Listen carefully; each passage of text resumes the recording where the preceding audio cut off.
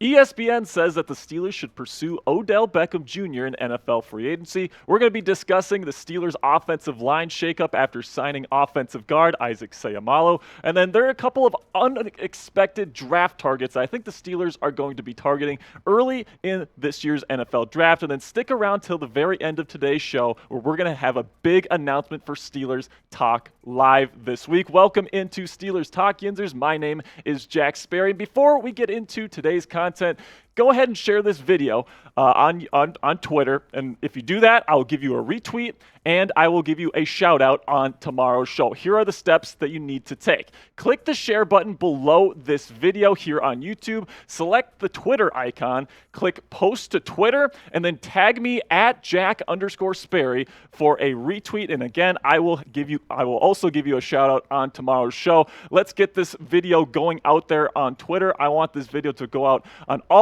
so that all of the people that are on your Twitter feed get to see what we got here on Steelers Talk. So now, without further ado, let's get into Odell Beckham Jr. And today, Dan Orlovsky Jr. went on ESPN and he said that the Steelers should go pursue the former All-Pro wide receiver. This is what he had to say. I look at the AFC, I say you got to add firepower or people to slow down firepower because of the Chiefs. This automatically does that for Pittsburgh. One, organizational structure, and the head coach knows what he's doing. There's a standard, a culture, an everyday expectation he's going to walk right into.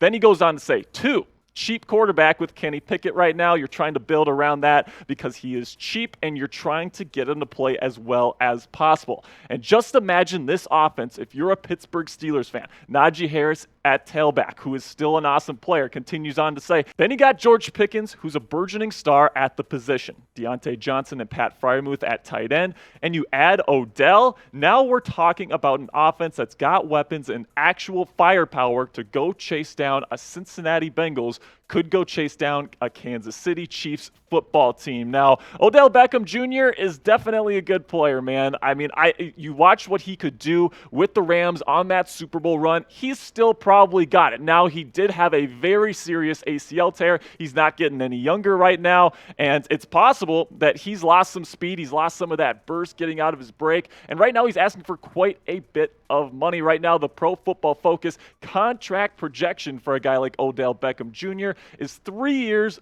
$13 million per season, which I'm not sure if the Steelers have that kind of money, if I'm being honest with you guys. I think Odell Beckham Jr. is a really, really good player, and for the right price, I would say add him to this roster. Sure, why not? I mean, he's a great player. He'd be good for Kenny Pickett, all these good things, but, I mean, $13 million is a lot to give a player, especially someone coming off such a big injury and somebody that hasn't made an All-Pro team. He is a three-time All-Pro, but he hasn't made an All-Pro team or a Pro Bowl for that matter in many, many years at this point. It would certainly be a risk. But let me know in the comments section right now. Should Pittsburgh sign Odell Beckham Jr. if they have the chance here? Type OBJ if you think yes, or type no BJ if you think no. This is the pinned comment on today's show. YouTube's going to hit you with an ad break here in just a second. So when they do, go in the comments section, find that pinned comment, and answer today's question. So now the offensive line has been shaken up quite a bit in Pittsburgh because they have added not one but two offensive guards via NFL free agency. First it was Nate Herbig, and then this weekend the bombshell news came out that they have signed Isaac Seumalo, one of the best offensive guards in the National Football League, guys. And this is a huge move. He's obviously going to be playing. They signed him to a 3-year, $24 million contract, which is actually a pretty darn good deal, if you ask me. And now the big question moving forward is, what are the Steelers' plans when it comes to that interior of the offensive line? Because right now, I think that they have plenty of players on the interior that you could potentially play in 2023. Now, Kevin Dotson, threw him in there. 65.4 PFF grade, not terrible. Like, Kevin Dotson was actually okay last year, but it seems like Andy Weidel and Omar Khan are not satisfied. They went out and got Isaac Seumalo, who had a 72.7 PFF grade last year. You almost have to think that he's definitely starting starting. Same thing with James Daniels, who in my opinion was the best offensive lineman for the Steelers last season. Then you bring in Nate Herbig as well. Now, he didn't do as well last year in terms of PFF grading with the New York Jets, but I think that was because he wasn't in a good scheme fit there in New York. In New York, they run a lots of outside zone, requires very athletic offensive linemen. Nate Herbig is more of a power blocker, in my opinion, and I think he's going to fit in well with the Pittsburgh Steelers. And then Mason Cole as well, the last year's center, at a 67.1 PFF grade. Not bad whatsoever. It was the best year of his career, but it seems like Omar Khan and Andy Weidel want to see maybe some other options here. Like Mason Cole, they've been looking at center prospects in the draft. It seems like that they're trying to look for that future replacement at center. So it'll be interesting to see which of these guys ends up going down the list here. And Mason Cole is the type of guy that I think I was okay with going into next year as the center. But the big question is, does Omar Khan and Andy Weidel and Mike Tomlin feel the same way? And it seems like the answer could be no. Like Mason Cole, I thought he played well last year, but with the way that the Steelers are going about free agency and the draft and all the players that they're looking at and the guys that they have signed, it seems like maybe James Daniels, who played center at Iowa in college, might be making that move to center, and you could potentially move Herbig and Seumalo as your guards. Now, the reason why I think this might be the most likely scenario for the Steelers is because obviously you're going to play Seumalo.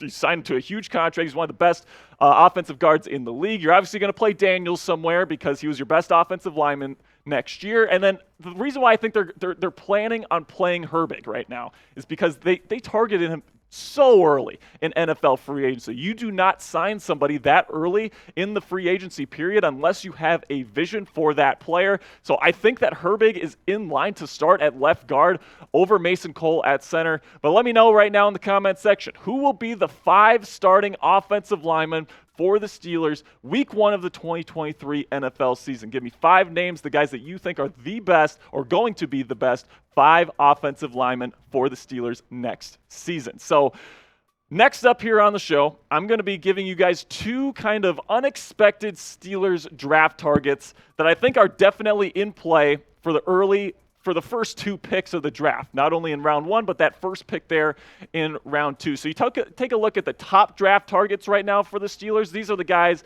that I think the Steelers are definitely looking at right now. Peter Skoronski, Paris Johnson Jr., Broderick Jones. I think if they can add a future franchise left tackle in this year's draft class, they're going to do it. If one of these guys falls to them at 17, that's where they're going to go. But if those 3 guys are gone, Brian Branch, especially if they don't sign a strong safety in free agency, Brian Branch is definitely a great option for them because he can play nickel corner. He can play both safety positions. You can even maybe put him outside as an outside cornerback if you're really in a pinch. He's a Swiss Army knife. You can do a bunch of stuff with him. These are the 4 guys I think that they're prioritizing. But if these guys aren't there on the board and there's not a corner that they're absolutely in love with, like a Joey Porter Jr., they might go wide receiver here, and that wide receiver, I believe, would be Jordan Addison. Now, they've had formal interviews with other people, Jackson Smith-Njigba, another good player, Zay Flowers, both of those guys I'm very high on, but I think the guy that the Steelers would be looking at here, if they're going to use that first-round pick on a wide receiver, it would be Kenny Pickett's favorite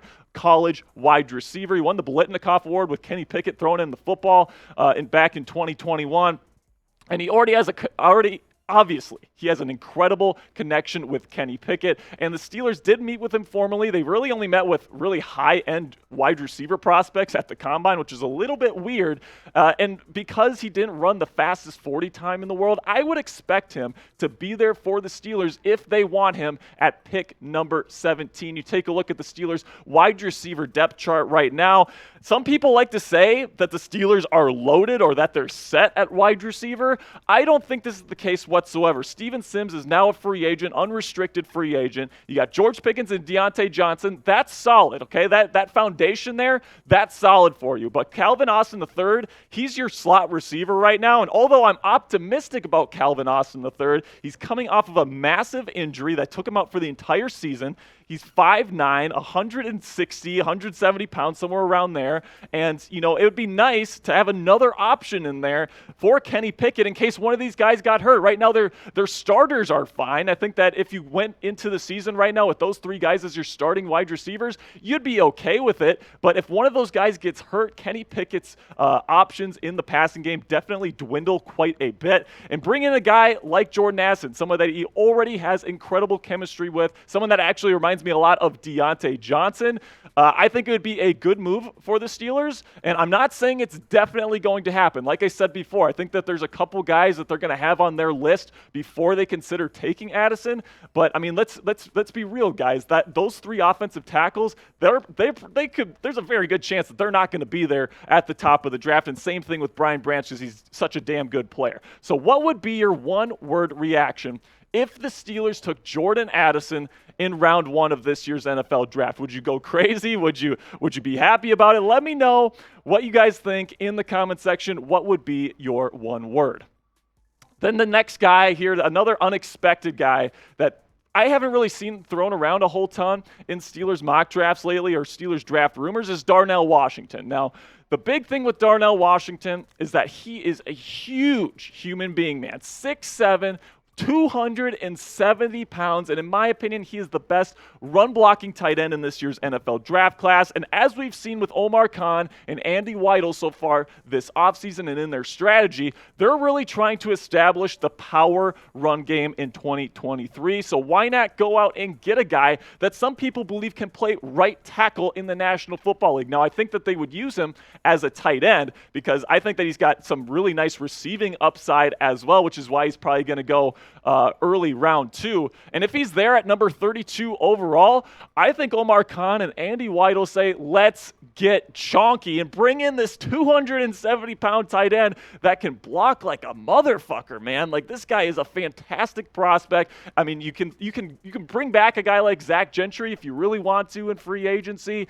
You know, he's a good blocking tight end as well, or at least pretty decent blocking tight end. But Pat Freiermuth and Connor Hayward, you know, they're good receiving tight ends, but they're not effective whatsoever when it comes to run blocking. I think that with Omar Khan, with Mike Tomlin, with Andy Weidl trying to establish this power run game, they're going to try to add at least one power blocking tight end in this year's NFL draft or in free agency. Darnell Washington is the best in this group, and I think that if you add him to an offensive line there with powerful run blockers like Seumalo, Herbig, Daniels, I mean, if you add them to this group, this is going to be a fantastic unit. Najee Harris and Kenny Pickett are going to be well protected.